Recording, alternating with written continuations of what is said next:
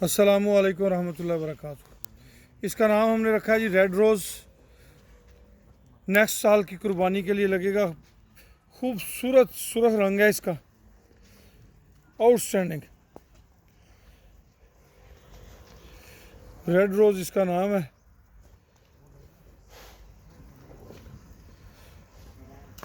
नुकरा बच्चा है जी, ये रेड नुकरा, और कलर बहुत प्यारा है।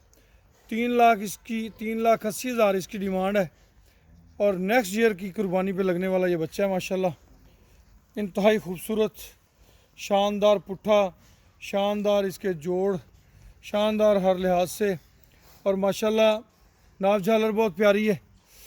झालर चेक करें ज़रा।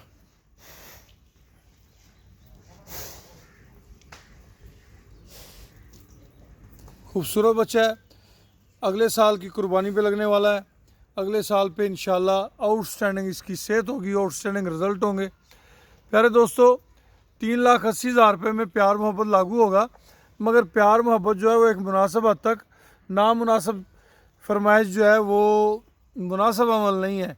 बाकी आप हक रखते हैं, जो भी आपको समझ आए आप उसके मुताबिक जो है वो हमें रेट इसका दे सकते हैं। Red Rose is a beautiful beautiful बछड़ा, माशाल्लाह।